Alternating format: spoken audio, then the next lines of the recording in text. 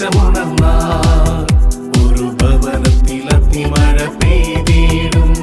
പരിശുദ്ധാത്മാവേ കൃപ ചൊരിയണമേ, പരിശുദ്ധാത്മാവേ ശക്തി പകരണമേ. പ്രിയപ്പെട്ട സഹോദരങ്ങളെ, പരിശുദ്ധാത്മാവിന് വേണ്ടി ആഗ്രഹിക്കുകയും പരിശുദ്ധാത്മാവിനെ ചേർത്ത് പിടിച്ച് ശുശ്രൂഷയിൽ വളരാൻ നമുക്ക് ദൈവം നൽകിയിരിക്കുന്ന ഒരു അവസര ശുശ്രൂഷയാണ്. ഹല്ലേലൂയ, ഹല്ലേലൂയ, ഹല്ലേലൂയ, ഹല്ലേലൂയ.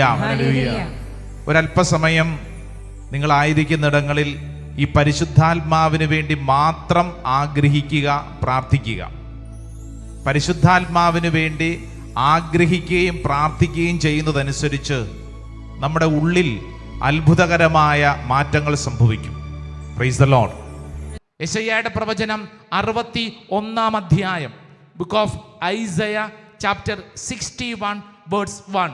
പഴയ നിയമത്തിൽ യെശയ്യ പ്രവാചകന്റെ പുസ്തകത്തിൽ ഈ 61 അധ്യായത്തിൽ എഴുതപ്പെട്ടിരിക്കുന്നത് യേശുവിനെ കുറിച്ചുള്ള വലിയ ഒരു പ്രവചന വചനമാണ്. ദൈവമായ കർത്താവിന്റെ ആത്മാവ് എന്റെ മേലുണ്ട്. പീഡിതരെ സദ്വാർത്ത അറിയിക്കുന്നതിന് അവിടുന്ന് എന്നെ അഭിഷേകം ചെയ്തിരിക്കുന്നു. ഹൃദയം തകർന്നവരെ ആശ്വസിപ്പിക്കാനും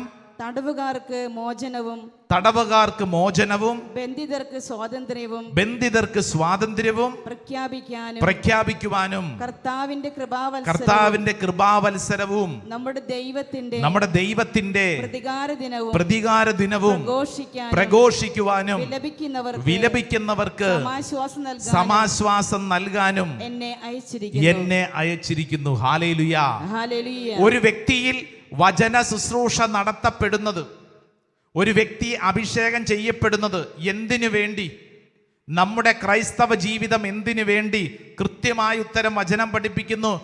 ചില മേഖലകളിൽ ചില ദൈവിക ഇടപെടലുകൾ സംഭവിക്കണം. വചനം പറയാണ്, ഹൃദയം തകർന്നവരെ ആശ്വസിപ്പിക്കണം. ഹൃദയം തകരുന്ന അവസ്ഥ നിങ്ങൾ കേട്ടിട്ടുണ്ടോ? ഹൃദയം തകർന്ന് ആരെങ്കിലും ആശുപത്രിയിൽ അഡ്മിറ്റ് ആയത് കേട്ടിട്ടുണ്ടോ? ഉണ്ടോ? അങ്ങനെ കേട്ടിട്ടുണ്ടോ? ഹൃദയം തകർന്ന് ആരെങ്കിലും ആശുപത്രിയിൽ അഡ്മിറ്റായി ഉണ്ടോ? ഹാർട്ട് അറ്റാക്ക് കേട്ടിട്ടുണ്ടോ? ഇല്ലേ? ഹൃദയാഘാതം, അത് കേട്ടിട്ടുണ്ട്. പക്ഷെ ഹൃദയം തകരുക എന്ന് പറഞ്ഞാൽ എന്താ അർത്ഥം? ഹൃദയം തകരുക, ഹാർട്ട് ബ്രോക്കൺ എന്ന് പറഞ്ഞാൽ എന്താ അർത്ഥം? ഹൃദയം എന്ന് പറയുന്ന നമ്മുടെ ഓർഗൻ, അവയവം തകരുക എന്നുള്ളതല്ല, മറിച്ച് നമ്മുടെ ഉള്ളിലുണ്ടാവുന്ന അവസ്ഥ, നമ്മുടെ ഉള്ളിലുണ്ടാവുന്ന വിഷമം, സങ്കടം, ഭാരം. ഹൃദയത്തെ നമ്മൾ മനസ്സിലാക്കുന്നത് സ്നേഹത്തോട് ബന്ധപ്പെടുത്തിയാണ്. Heart equal to love. ഹൃദയം സമം സ്നേഹം. അങ്ങനെയല്ലേ? അല്ലേ? ഐ ലവ് യു എന്ന് പറയുമ്പോൾ വാട്സപ്പിൽ അയച്ചു കൊടുക്കുന്നത് എന്താ? ലവിൻ്റെ സ്ഥാനത്ത് ഹാർട്ടിൻ്റെ ഇമേജാണ്. ചുമന്ന ഹാർട്ട്, പച്ച ഹാർട്ട്, വെള്ള ഹാർട്ട്, അല്ലേ? പലതരം കളറുകളൊക്കെ അവൈലബിൾ ആണ് വാട്സപ്പിലെ. Heart equal to love. സ്നേഹമെന്ന് പറയുന്നതാണ് ഹൃദയം. അപ്പൊ സ്നേഹത്തിൽ വിള്ളലുകൾ ഉണ്ടാവുന്നതാണ് ഹൃദയത്തിൻ്റെ മുറിവ്. അത് ഉള്ളിലാണ് ഉണ്ടാവുന്നത്. ഈ മുറിവ് അവിടെ കിടന്നാൽ നമ്മുടെ സ്വഭാവത്തെ മുഴുവൻ നശിപ്പിക്കും. Price the Lord. Hallelujah, hallelujah. ചോദിക്കട്ടെ, ഉള്ളിലുണ്ടാവുന്ന വേദനയാണോ പുറമേ ഉണ്ടാവുന്ന വേദനയാണോ കൂടുതൽ വേദന ഉണ്ടാക്കുന്നത്? ഓൺലൈനിലുള്ളവർക്കും പറയാം. അതായത് ഉള്ളിലുള്ള വേദനയാണോ പുറമെയുള്ള വേദന? പുറമേയും വേദനയുണ്ടല്ലോ. ഇപ്പം കൈ ഒടിഞ്ഞു, വേദനയുണ്ട്. കാലൊടിഞ്ഞു, വേദനയുണ്ട്. ആ വേദനയാണോ ഉള്ളിലുള്ള വേദനയാണോ കൂടുതൽ വേദന ഉണ്ടാക്കുന്നത്? ഉള്ളിലുള്ളത്. കാരണം മറ്റുള്ളവർക്കാർക്കും നിന്റെ ഉള്ളിലുള്ള വേദന മനസ്സിലാവില്ല. നിന്റെ ഉള്ളിലാണത്. നിന്റെ ഉള്ളിലാണ് ആ വേദന കിടക്കുന്നത്. മറ്റുള്ളവർക്ക് മനസ്സിലാകത്തില്ല. അതുകൊണ്ട് മറ്റുള്ളവർ ചോദിക്കും, നിനക്ക് എന്നാ പറ്റി? നീ ഇങ്ങനെ ഇരിക്കുന്നത്? നീ ഇങ്ങനെയൊന്നും അല്ലല്ലോ ആവേണ്ടത്. നീ മിടുക്കനാവൂ. പറ്റണ്ടേ? ഉള്ളിൽ വിഷമം ഉണ്ടെങ്കിൽ, ഉള്ളിൽ ഭാരം ഉണ്ടെങ്കിൽ ഇതൊന്നും ആസ്വദിക്കാൻ പറ്റില്ല. മറ്റുള്ളവർക്ക് നമ്മളെ ഉപദേശിക്കാം, മറ്റുള്ളവർക്ക് നമ്മളെ കുറ്റപ്പെടുത്താം, മറ്റുള്ളവർക്ക് നമ്മളെ പലതരത്തിൽ വിഷമിപ്പിക്കാം. പക്ഷേ ഉള്ളിൽ കിടക്കുന്ന ഈ അവസ്ഥ, ഇത് നമുക്ക് മാത്രമേ മനസ്സിലാവൂ. Praise the Lord. ഹല്ലേലൂയ. ഈശോ ഈ വചന ശുശ്രൂഷ സമയത്ത് എന്നോടും നിന്നോടും പറയുന്ന കാര്യം, ഹൃദയം തകർന്ന അവസ്ഥ വചനം പഠിപ്പിക്കുന്നു.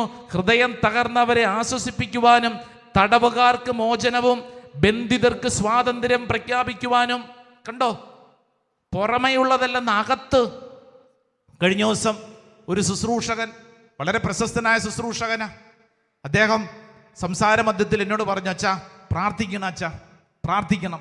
ഞാൻ പറഞ്ഞു, തീർച്ചയായിട്ടും ബ്രദറെ, നല്ല പ്രാർത്ഥനയൊക്കെ ഉണ്ട്, എന്തിനെങ്കിലും വേണ്ടി പ്രത്യേകം പ്രാർത്ഥിക്കണോ? അപ്പം അദ്ദേഹം പറയാം, അച്ഛാ കാര്യം ശരിയാ, ഞാൻ വചന ശുശ്രൂഷയൊക്കെ നന്നായിട്ട് നടത്തുന്നുണ്ട്, പക്ഷേ ഉണ്ടല്ലോ എനിക്ക് കുറച്ച് വർഷം മുമ്പുണ്ടായ ഒരു സംഭവം അതെൻ്റെ ഈ തലയ്ക്കകത്ത് ഇങ്ങനെ കിടക്കുക. ഞാൻ ചോദിച്ചാൽ അത് കിടക്കുന്നതുകൊണ്ട് എന്തെങ്കിലും ബുദ്ധിമുട്ടുണ്ടോ? ഉണ്ടല്ലോ. അതേ, എന്നോടൊരാൾ പറഞ്ഞൊരു കാര്യം അതെൻ്റെ തലയ്ക്കകത്ത് കിടക്കുന്നു. എനിക്ക് ആ വ്യക്തിയോട് ഭയങ്കര വെറുപ്പ്. വലിയ ശുശ്രൂഷകനാ. അദ്ദേഹം എന്നോട് പറയാം, അച്ഛാ ഇതെൻ്റെ ഉള്ളിൽ ഇങ്ങനെ കിടക്കും, ഓർക്കും തോറും ഭാരം, വെറുപ്പേ, ക്ഷമിക്കാൻ പറ്റുന്നില്ല. ക്ഷമയെക്കുറിച്ച് ഞാൻ ക്ലാസ് എടുക്കും, പക്ഷേ അച്ഛാ എനിക്ക് ഈ കാര്യം ഓർക്കുമ്പോൾ ക്ഷമിക്കാൻ പറ്റുന്നില്ല. ഉള്ളിൽ ഇങ്ങനെ കിടക്കുക, പുറമെ നല്ല പ്രസംഗം. എൻ്റെ പ്രിയപ്പെട്ടവരെ, നമ്മുടെയൊക്കെ അവസ്ഥ ഇങ്ങനെ തന്നെയാ. നമ്മുടെ ഉള്ളിൽ ചില കാര്യങ്ങൾ ഇങ്ങനെ കിടക്കുന്നു, നമ്മളെ പീഡിപ്പിക്കുന്നു, കെട്ടിയിട്ടിരിക്കുന്നു. പിശാച് ചില കാര്യങ്ങൾ നമ്മളെ കെട്ടിയിട്ടിരിക്കുന്നു. നാളുകൾക്ക് മുമ്പ് പ്രാർത്ഥിക്കാൻ വന്ന IT കമ്പനി ജോലി ചെയ്യുന്ന ചെറുപ്പക്കാരൻ, നല്ല മിടുക്കൻ, 1-ാം ദിവസം താമസിച്ചുള്ള ധ്യാനത്തിന് അവൻ വന്നിട്ട് പറഞ്ഞു, അച്ഛാ എനിക്കിവിടെ നിൽക്കാൻ പറ്റത്തില്ല, ഞാൻ പൊക്കോട്ടെ. ഞാൻ ചോദിച്ചു, എന്നാ പറ്റിയേ? അച്ഛാ എനിക്കൊരു ശ്രദ്ധ കിട്ടുന്നില്ല.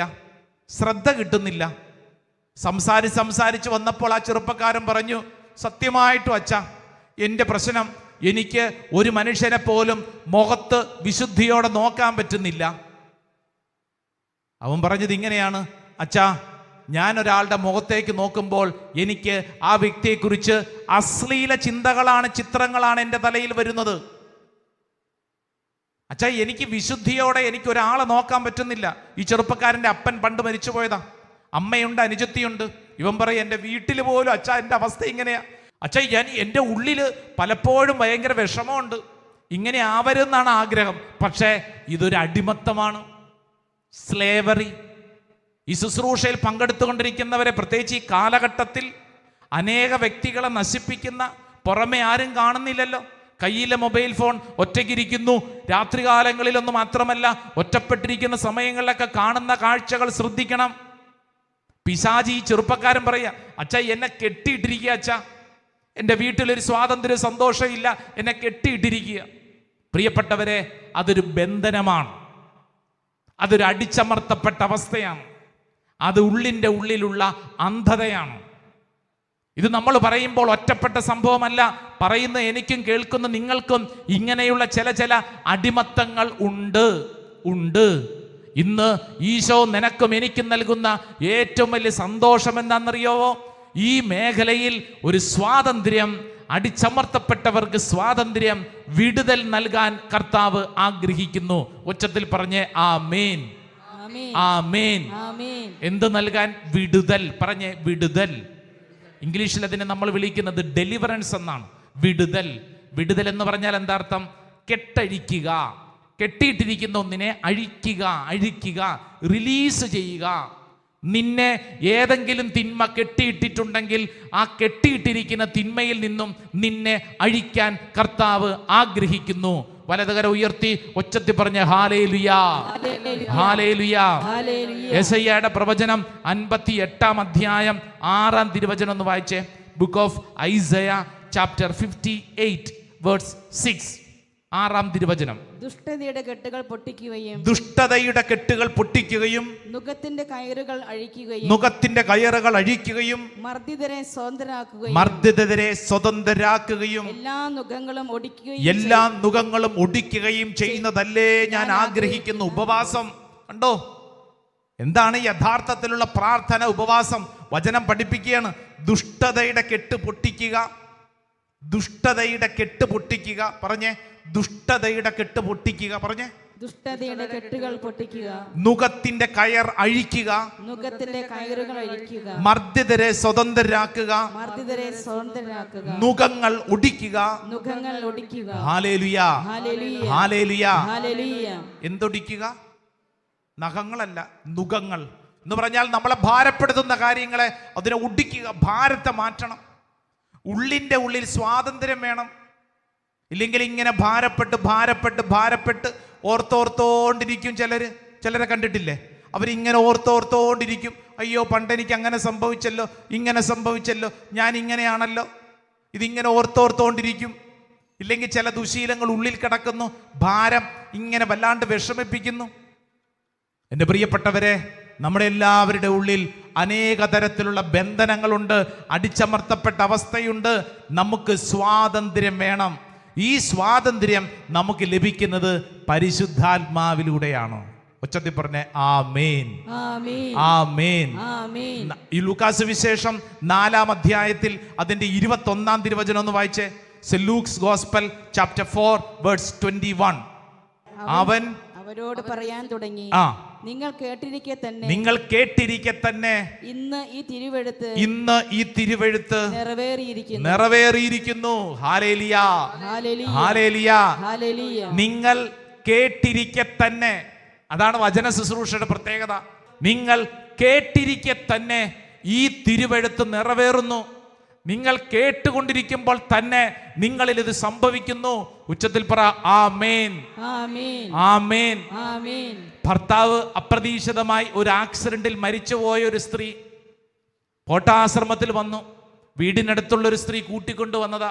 കുറെ നാളായിട്ട് വീടിൻ്റെ അകത്ത് ഇങ്ങനെ അടഞ്ഞിരിക്കുക, ആരോടും മിണ്ടിയാല. ഭർത്താവിൻ്റെ മരണം താങ്ങാൻ പറ്റിയിട്ടില്ല.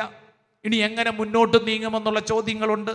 പള്ളിയും പ്രാർത്ഥനയൊക്കെ ഈ സ്ത്രീ നിർത്തി. കാരണം ഇതെന്നാ മര്യാദയില്ലാത്ത പരിപാടിയാണ്. ദൈവത്തിന് സ്നേഹം ഉണ്ടെങ്കിൽ ഇങ്ങനെ എൻ്റെ പ്രിയപ്പെട്ട ആളെ എടുത്തോണ്ട് പോകാവോ? കുറേ ചോദ്യങ്ങൾ, കുറേ ഭാരങ്ങൾ. അപ്പോൾ വീടിനടുത്തുള്ളൊരു ചേച്ചി പറഞ്ഞു, നീ ഇങ്ങനെ വിഷമിച്ചിരിക്കാതെ വാ. അങ്ങനെയാണ് പോട്ടാശ്രമത്തിൽ കൊണ്ടുവന്നത്. ഇവിടെ കൊണ്ടുവന്ന് പരിശുദ്ധ കുർബാനയും വചന ശുശ്രൂഷയും ഇങ്ങനെ ഇരുന്ന് കേൾക്കുക. പ്രാർത്ഥിക്കാൻ പോലും തോന്നുന്നില്ല. അങ്ങനെ ശുശ്രൂഷ മുന്നോട്ട് പോയിക്കൊണ്ടിരിക്കുമ്പോൾ അൾത്താരയിൽ ശുശ്രൂഷ നടത്തുന്ന വൈദികനിതാ വിളിച്ചു പറയാണ്, ഇപ്പോൾ പ്രാർത്ഥിച്ചു കൊണ്ടിരിക്കുന്ന ഒരു സഹോദരി, ആ സഹോദരിയുടെ ഉള്ളിൽ നീറുന്ന ദുഃഖമാണ്. ജീവിത പങ്കാളി മരിച്ചുപോയതിൻ്റെ ദുഃഖം. എന്നാൽ ആ ജീവിത പങ്കാളി ഇപ്പോൾ ആ സഹോദരിയുടെ ശിരസിന് മുകളിൽ നിന്ന് ആ സഹോദരിക്ക് വേണ്ടി മധ്യസ്ഥം വഹിക്കുന്നു. പ്രിയപ്പെട്ടവരെ, ഇത് കേട്ട മാത്രയിൽ ഞാൻ ഈ പറഞ്ഞ സഹോദരി വിശ്വസിച്ചു, യെസ്, എന്നെ കുറിച്ചാണ്. കർത്താവിന് എന്നെ മനസ്സിലായി.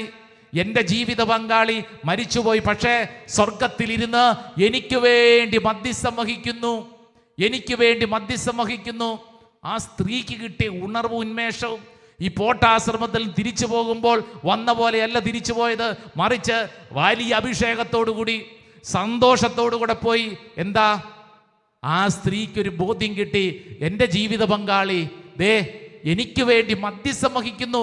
അന്തോനിസ് പുണ്യവാളനോട് പ്രാർത്ഥിക്കുന്നത് പോലെ, യൂദാ തദേവുസിനോട് പ്രാർത്ഥിക്കുന്നത് പോലെ എൻ്റെ ജീവിത പങ്കാളിയുടെ മുമ്പിൽ ഞാൻ പ്രാർത്ഥിച്ചാൽ കാര്യങ്ങൾ നടക്കും. ആ സ്ത്രീക്ക് കിട്ടിയ വലിയൊരു ബോധ്യം. അതാ വചനം പറയുന്നത്, നിങ്ങൾ ഇത് കേട്ടിരിക്കെ തന്നെ ഇത് നിന്നിൽ സംഭവിക്കുന്നു. Price the Lord. ഹല്ലേലൂയ. നിങ്ങൾ ആര് തന്നെയും ആയിക്കൊള്ളട്ടെ, നിങ്ങളുടെ ജീവിത അവസ്ഥ എന്തു തന്നെയും ആയിക്കൊള്ളട്ടെ, ലൂക്കാസ് വിശേഷം 4-ാം അധ്യായം 18 പ്രഖ്യാപിക്കുന്നതനുസരിച്ച് ഈ വചനത്തിന്റെ ശക്തി നമ്മിൽ നിറയും. 2 കരങ്ങൾ സ്വർഗത്തിലേക്ക് ഉയർത്തിപ്പിടിച്ച് ഉച്ചത്തിൽ പറഞ്ഞ്, കർത്താവിന്റെ ആത്മാവ് എന്റെ മേലുണ്ട്, ദരിദ്രരെ സുവിശേഷം അറിയിക്കുവാൻ അവിടുന്ന് എന്നെ അഭിഷേകം ചെയ്തിരിക്കുന്നു. ബന്ധിതർക്ക് മോചനവും അന്തർക്ക് കാഴ്ചയും അടിച്ചമർത്തപ്പെട്ടവർക്ക് സ്വാതന്ത്ര്യവും കർത്താവിന് സ്വീകാര്യമായ വത്സരവും പ്രഖ്യാപിക്കുവാൻ അവിടുന്ന് എന്നെ നിയോഗിച്ചിരിക്കുന്നു. ഇതെന്നിൽ സംഭവിക്കട്ടെ, ഇതെന്നിൽ സംഭവിക്കട്ടെ, ഇതെന്നിൽ സംഭവിക്കട്ടെ. ഏതെല്ലാം തരത്തിലുള്ള അടിച്ചമർത്തപ്പെട്ട തകർക്കപ്പെട്ട അനുഭവങ്ങളാണെങ്കിലും അതിൻ്റെ മേൽ കർത്താവിൻ്റെ ശക്തി വെളിപ്പെടും. എൻ്റെ പ്രിയപ്പെട്ടവരെ, നന്നായിട്ട് പ്രാർത്ഥിക്കണം. നമ്മൾ ഈ ശുശ്രൂഷയിൽ പങ്കെടുക്കുമ്പോഴത്തേക്ക് മറ്റുള്ളവർക്ക് വേണ്ടിയല്ല, നമുക്ക് വേണ്ടി തന്നെ പ്രാർത്ഥിക്കാം. പറയുന്ന ഞാൻ എനിക്ക് വേണ്ടി, നിങ്ങൾ ഓരോരുത്തരും നിങ്ങൾക്ക് വേണ്ടി പ്രാർത്ഥിക്കണം.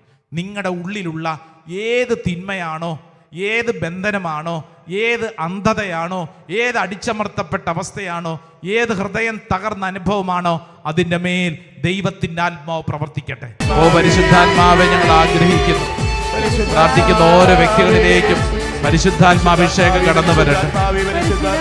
എല്ലാ തടസ്സങ്ങളും പരിശുദ്ധാത്മാവ് എടുത്തു മാറ്റട്ടെ. പുതിയൊരു അഭിഷേകത്തിലേക്ക് നിറയട്ടെ. കൈയടിച്ച്, നന്നായിട്ട് കൈയടിച്ച്. ജോർദാൻ നദിക്കരയിൽ പ്രാവിൻ രൂപത്തിൽ വന്ന് അഭിഷേകമായി തീർന്ന പാവനാത്മാവേ, ലോകസുഖമേകും അശുദ്ധി പഠിക്കേ നിറയണമേ, നിറയണമേ, കവിയണമേ, കവിഞ്ഞൊഴുകണമേ.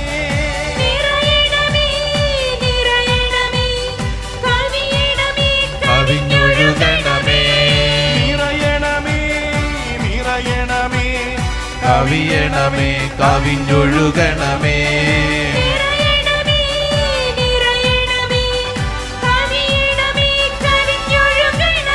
രണ്ട് കരങ്ങൾ സ്വർഗത്തിലേക്ക് ഉയർത്തി നന്നായിട്ട് ഒരിക്കൽ കൂടെ ഒന്ന് സ്തുതിക്കട്ടെ. ഓ പരിശുദ്ധാത്മാവേ, ഓ പരിശുദ്ധാത്മാവേ, ഓ പരിശുദ്ധാത്മാവേ, അത്ഭുതകരമായ ദൈവിക ചൈതന്യം പ്രാർത്ഥിക്കുന്ന ഓരോ വ്യക്തികളിലേക്കും വെളിപ്പെടാൻ ഓ പരിശുദ്ധാത്മാവെ ഞങ്ങൾ ആഗ്രഹിക്കുന്നു. എൻ ദേശമുണർന്നാൽ